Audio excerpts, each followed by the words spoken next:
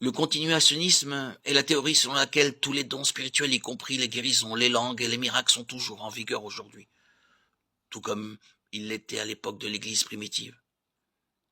Un continuationniste croit que les dons spirituels ont continué à se manifester sans relâche depuis le jour de la Pentecôte et que l'Église d'aujourd'hui a accès à tous les dons spirituels mentionnés dans la Bible. Lorsque le Saint-Esprit est venu comme Jésus l'avait promis, acte 1:8, 2:1:4, il s'est installé chez les croyants et les a dotés de dons surnaturels qui leur ont permis de servir Dieu avec puissance et efficacité. Ces dons spirituels sont énumérés dans Romains 12, 6, 8, Éphésiens 4, 11 et 1 Corinthiens 12, 7, 11, 28. Et le continuationnisme soutient que tous ces dons se poursuivent encore aujourd'hui. Ces dons varient d'une personne à l'autre selon la volonté de l'Esprit. 1 Pierre 4, 10. 1 Corinthiens 12, 4, 6 dit « Il y a différentes sortes de dons, mais c'est le même Esprit qui les distribue. Il y a différentes sortes de services, mais le même Seigneur. Il y a différentes sortes de travail, mais dans tous et en chacun, c'est le même Dieu qui agit. » Les continuationnistes maintiennent qu'il n'y a aucune preuve dans les Écritures qu'aucun de ces dons spirituels ne soit plus à l'œuvre. Le point de vue opposé est appelé cessationnisme, qui enseigne que certains des dons ont cessé et ne sont plus en vigueur aujourd'hui. La question du cessationnisme n'est pas de savoir si les dons sont encore accordés, mais lesquels. Les cessationnistes invoquent des versets tels que 1 Corinthiens 13, 10 et le fait que les dons miraculeux semblent être étroitement liés au ministère des apôtres et à la confirmation de la révélation de Dieu. Acte 2, 22, 14, 3, 2 Corinthiens 12, 12.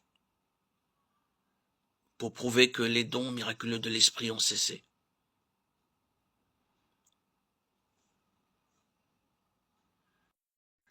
Depuis la chute de l'homme, le fondement du salut a toujours été la mort de Christ. Personne, que ce soit avant ou après la croix, n'aurait jamais été sauvé sans cet événement clé de l'histoire du monde. En mourant, Christ a payé le prix des péchés passés, des saints de l'Ancien Testament et des péchés futurs, des saints du Nouveau Testament. Le salut a toujours été obtenu par la foi en Dieu. Le psalmiste écrit « Heureux tous ceux qui se confient en lui » Psaume 2, 12. Genèse 15, 6 nous dit qu'Abraham croyait en Dieu et que ça a été suffisant à Dieu pour le lui compter comme justice. Je vous invite à lire aussi Romains 4, 3, 8. Le système sacrificiel de l'Ancien Testament n'effaçait pas le péché, comme l'enseignait clairement Hébreux 9, 1, 10.